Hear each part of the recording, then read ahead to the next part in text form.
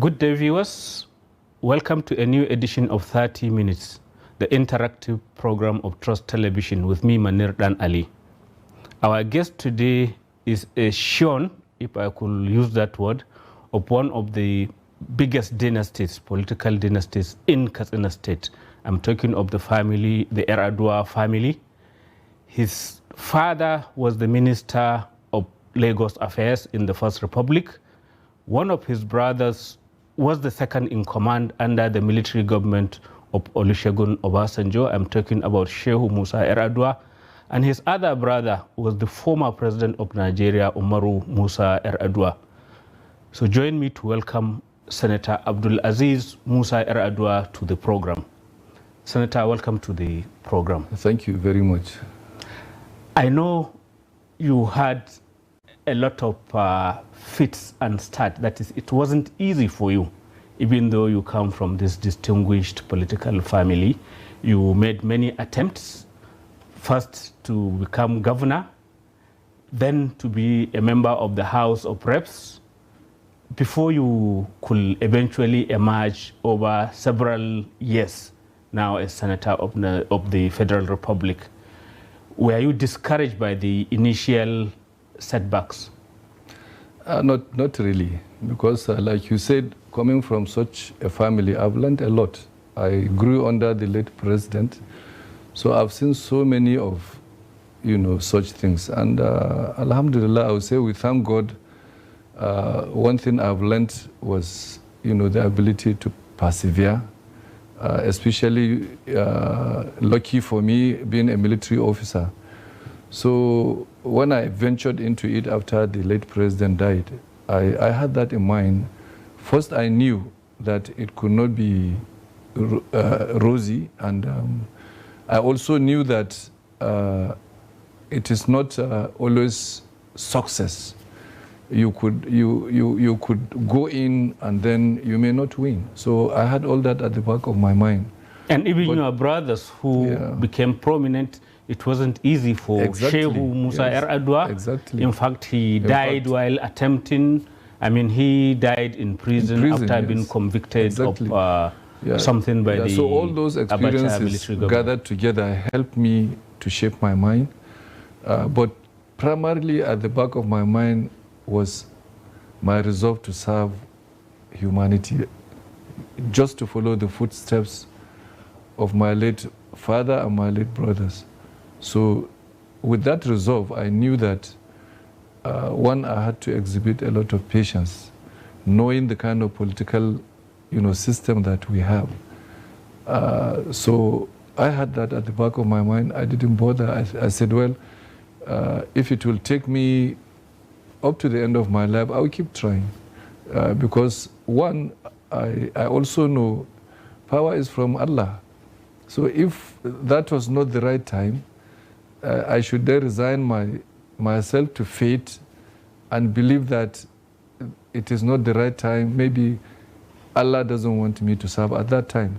So even though I know there were a lot of faulty things that happened within the polity, but I wasn't looking at that. I was also looking at, well, if that is the way, we'll do our best. If we get there, how do we correct it?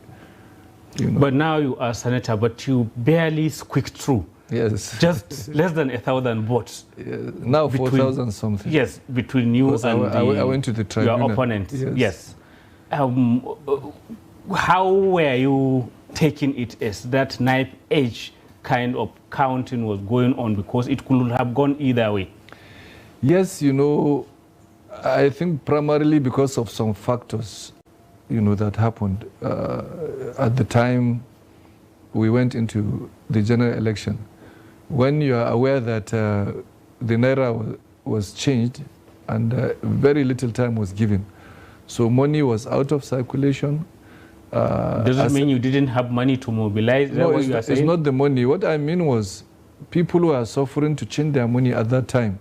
So that, maybe some of them had to change their mind not to even vote for my party, because they felt like it was a punishment. Some of the ruling party was responsible. The ruling party was responsible for that.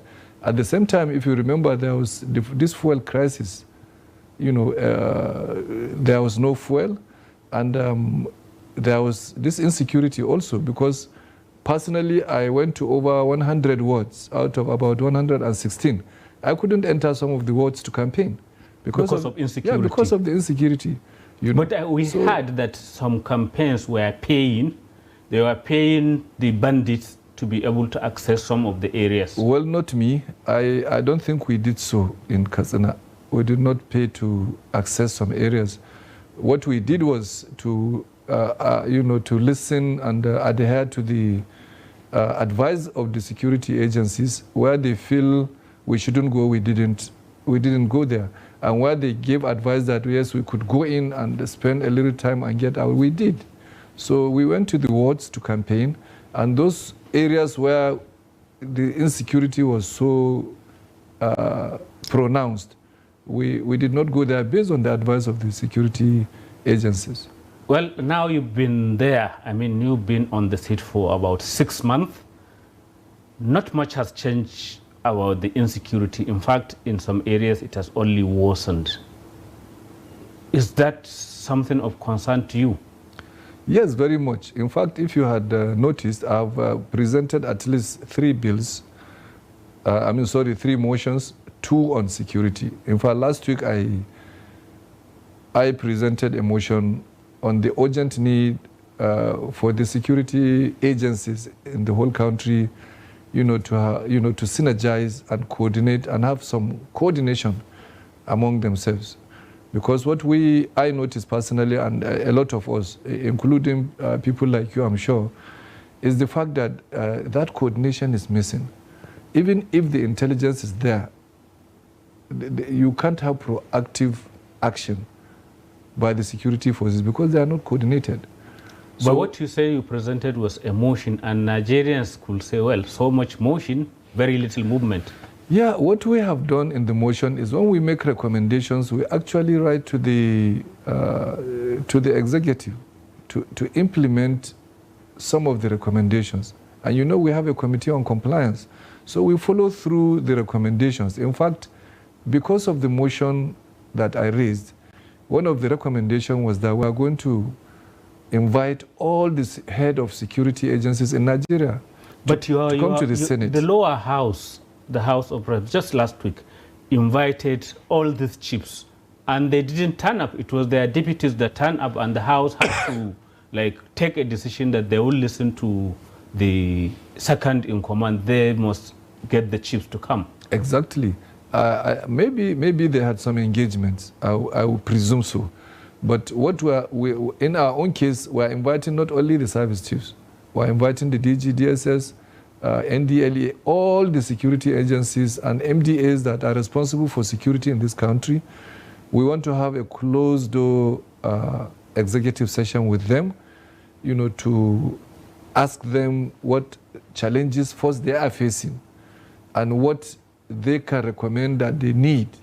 And then we, who are representative of the people, of course, will tell them the challenges our people are facing, irrespective of the insecurity, and what we think needs to be done. I will have said to the villager who is living with the bandits, to people who are getting kidnapped and have to negotiate individually on behalf of their relation, they will say they have seen all these things you're mentioning.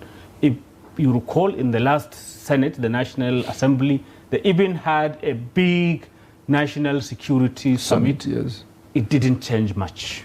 So how do we expect this new initiative will change anything? Well, I believe it will change things because the president today is aware of the security challenges we are facing in the country. So I believe this executive session might even move into the same security summit, because we have to be very serious this time around, because we cannot continue to, like you said, to have summits and then nothing comes out of it.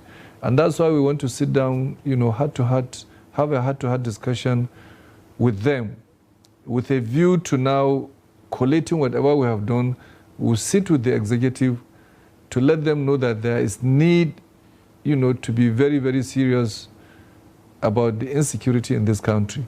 In fact, one of the things I had wanted to mention was the fact that the president ought to have, called for emergency on security rather than food security. Because actually, if you have emergency on food security and you cannot go to the farms, like it is happening now, then you can never have food security in the country. Just yesterday, the Daily Trust did an editorial on the same subject, yes, saying that it's as if the president is giving more importance to the economy, to the dollar, and neglecting this essential issue of and security. That is why I kept drawing attention to the issue of security, because the economy cannot grow, we cannot develop as a nation as long as the insecurity continues the way it is today. So we must sit down as a nation, including the governors. We must sit down as a nation to tell ourselves the truth. And you see, the issue of the kinetic, which we are engaging in today, sending soldiers and police to go and kill. We have to sit down as a nation and discuss the root cause of all these insecurities in the various in the various regions of the country. But these things have been done severally. It has been done, but it has to be. We have to take it very seriously this time. To do it again. Yes, because if we do it, then we have to be serious. Because I want to tell you, we have a new Senate, and the senators that I know, I think, have passion and commitment for this nation. And but it's the same Senate that okayed all the ministerial nominees, today you have with all their problems. Yeah, today you have so is it any different? You have over 70 senators that are new. Yes, they may be new. Yes, but none of them has rejected the brand new cars that are being bought at 160 million. When it came to dealing with the ministerial nominees, we didn't see much thoroughness. So how different is it? I think it is different. And the issue of screening you're talking about, I think we have done our best in the issue of screening. How come you didn't find that one of the ministers hasn't even served, done NYSC? Well, that is not our duty. It is the duty of the security, because usually the executive are supposed to screen their ministers before they bring them for screening to the Senate. So it is not our duty to look at the documents of somebody before he comes. What is done is that the president has to send the names of those he wants to serve with or work with to the security agencies to screen them. But so if they couldn't find that out, it is not our duty to do that. But what we do is we look at the list as sent to us by the president, and then look for the weak points. And we look for those areas, and we have done so in several cases. But I can't remember if a single person has been turned down. It's not the issue of turning down, but the president has been advised. At least 2 were turned down. You have seen it. So to come back to the issue of security, here we are still just talking about it.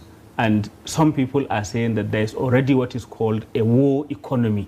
That is, a lot of people, from the security services to the bureaucrats to even the local villagers who are either informers or selling bread, food items, drugs to the bandits and other miscreants. It's a big ballooning economy, which is now even more difficult to deal with than in the earlier days, if the matter had been handled differently. So how do we grapple with it now? Yeah, that is why talking about it itself, I think, is success. Talking about the issue of security itself and bringing it to the fore for the executive to understand that we have a problem. I think talking about it itself is something. You are a retired lieutenant colonel. Yes. And you are also chairing now the Senate Committee on Army. Yes. What exactly will you do? I mean, you have the inside track, the understanding of how the military, the army operates. You are in the signal corps. What will you do differently to make these guys sit up and do their job? Yes, the first thing I have done as the chairman on Army is to produce a draft legislative agenda, which I have handed over to the Chief of Army Staff. We had a meeting with him last month. We had an interactive session with the Army, and at that interactive session, we gave them copies of the legislative agenda to go through and give their inputs, so that we have a working document that will, have timelines of what needs to be done, where the Army is, where it should be, where the Army should be, what the Army is doing and what it should do, so that even when we go out for oversight function, we know what we are doing. So this draft legislative agenda, very soon, either by December or January, when all the inputs come in, we have even given some security experts, consultants outside the military to have a look at it and advise us, so that we have a document that will collaborate with the Army with their inputs, so that we move the Army forward in respect of their welfare, their development, the kind of weapons they should use, and how they can tackle the insecurity and bring it to the barest minimum. So this is what we have done, and we are working on that.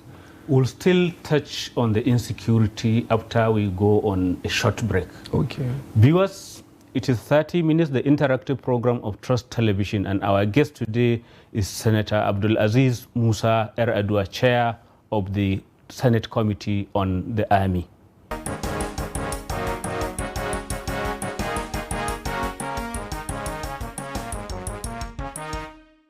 Welcome back.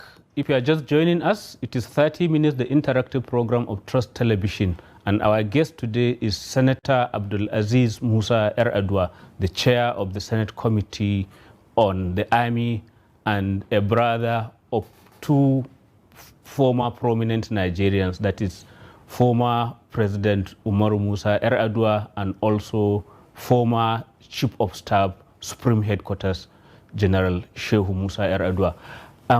We were talking of insecurity, and I want us to dwell on that because, as we said, even during your campaign, there are areas that you couldn't go. Even as a retired soldier, as an aspiring senator with your own retinue of security, there are no-go areas. And as we did establish earlier, the situation has grown worse in some of those areas. And we are talking about what to do. You said there is this draft agenda for the military, for the Army specifically, but all I have heard on what they need to do is more like providing them with more welfare, with more money, which former President Muhammadu Buhari did his best. A lot of trillions were spent on the military, and yet the Super Tucanos have arrived. We haven't seen much difference in what they are supposed to do. All the attack helicopters have been purchased. Many things we know is an expensive game. But what will you do different as you are on Senate in collaboration with the executive so as to make life easier and less violent prone for ordinary Nigerians? Yes, like I said, the draft legislative agenda is aimed at, you see, if you don't develop your army in line with contemporary armies, then you don't have an army in the first place. So you must consider the welfare of the soldiers. You must also consider the kind of equipment. Today, where the world is moving to artificial intelligence, we have to move towards such contemporary new, emerging platforms. So the kind of weapons you buy for them must be in line with this contemporary platform, so that the enemy you are fighting, they have the same weapons that you have. You have to have an edge somewhere so that you'll be able to beat them. Today, the army is purchasing drones. You need drones not only for reconnaissance, but you need armed drones that you can use to even kill the enemy, like it is done outside, without even one of your soldiers getting in contact with the enemy. But many years ago, we were told that the army have developed their own drone called Gulma, but the Gulma doesn't appear to have had much effect on the bandits. It is having effect. It is just that these are security issues that are not mentioned on television. But to come out and say this is what Gulma has done, because things like that, you don't mention them as you know. But how do you know their effectiveness? Because at least we know the Iranian drones, what they can do, the Turkish drones, what they can do. So the Nigerian drones, have they been able to locate where Turji is? Can they go and finish him up? Or is it any of the other well-known bandits that are giving notice to people? They are working on that. In fact, I think this other head of the bandits was just missed by the Whiskers about 2-3 weeks ago with the same platform we are talking about. But almost half of his family were killed using the same Air Force and the Gulmo we are talking about. So the issue is we have to develop our army and our armed forces to be able to protect the integrity, territorial integrity of this country. Let me start by saying that, like I said, what we have been doing all along has been the kinetic approach to the insecurity. The non-kinetic approach, which is what we want to push for the executive to implement, is what will, complement the kinetic. What does it, entail? It entails, going back to the root cause of this insecurity that we have. What brought about the insecurity? That is what both the state governments, local, state, and federal governments need to do, to find out what do you do to prevent such. Because no matter how you use the kinetic, no matter how the soldiers kill these bandits, the same problem will arise again. Part of your non-kinetic approach, does it include negotiating with the bandits, because it's one sore point in the eye of the public? No, I don't think that will be part of the non-kinetic for now. Usually negotiations are done, from a position of strength and not from a position of weakness. And this had been demonstrated by the late president when he pardoned the militants in the Niger Delta. In the Niger Delta. If you remember, the army moved in against them very strongly. To that extent, they had to come and say, okay, they want to surrender their weapons. What can the government do for them? So if the government will negotiate at all, I think they should negotiate from a position of strength. While we fight the bandits, let them by themselves ask for, negotiation. But why is it that there is no coordination in this fight? It's one Federal Republic of Nigeria, but we will see that in one small corner, maybe in Zamfara, the bandits are pushed. They now move to Katsina and Kaduna, and then when they are pushed there, they move to Niger. And now we are hearing of these bandits in some areas of Bauchi State, around Ningi and what have you. So they seem just to be spreading. Yes, that's what that was the motion I raised last week. And I just spoke about it at the beginning of this interview, that lack of coordination between the security forces is what is responsible for what is happening today. The DSS could get all the intelligence required, but because that coordination is not there, you saw what happened at Kuje prison some years back. When it was attacked. It was attacked. The intelligence was out a week before the time, but because that coordination is not there, and that synergy is not there, one of the reasons is that there are so many overlapping mandates within the acts of the security agencies. And this is one area I intend to look at, the act setting up all the security agencies so that we find, we single out those mandates that are overlapping and, try to make amendments through bills. But how do you deal with the self-interest of the officials when they will hide behind these laws and do something else, in some instances maybe even compromise with the bandits or the criminals, and they are getting some big benefits, will they listen to you? Of course they will, because whatever we are going to do is in the interest of the nation. And we have laws that deal with prosecute. There are laws that will prosecute such offenders, and those are the areas that we want to make sure, we concentrate on, because once people are not punished, they continue to do the same thing, and others will copy them. So those are the areas we want to concentrate. The issue of the overlapping mandate, the issue of coordination. In fact, we suggested the need for the police to set up a command and control center in all the states of the Federation. This is done everywhere in, in advanced climes like the United States. That is why if you look at their layer of security, you'll see that within minutes or even a few minutes of any happening, any insecurity, you will see the response. The response is so swift. I can give you an example. When I traveled to the United States in 1991, I was in a hotel, and some students came. I think one of them just touched this emergency bell. We were all told to come out of the hotel. By the time I got out, the fire service, about over 10 of their vehicles have surrounded the hotel within 5 minutes. But now here, villages will even be calling security people that we are under attack, and nobody will come. They only come afterwards. So that is the issue. It's all about coordination. So we are suggesting the need for the police to set up a command and control center where all the security agencies will have personnel, so that if any information or intelligence comes, everybody is aware. And I also suggested the need for all the security agencies to begin to have a joint training, because that is also an aspect that is missing.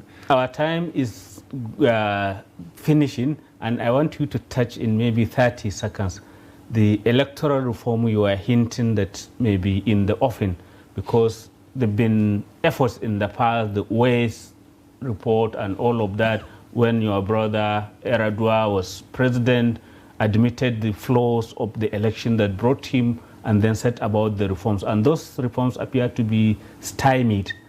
What exactly is going to happen in this current legislature? Yes, we had a retreat just last week in Lagos, and we kick-started the issue of the electoral reforms. And one of the suggestions made was they need to have, a national summit too, bringing all, key players in the democratic system of the country, so that we sit down and look at our electoral laws very well. And we have already identified, we know where the challenges are. The issue of the selection process in our electoral reforms, the issue of the parties not doing the right thing, and so on and so forth.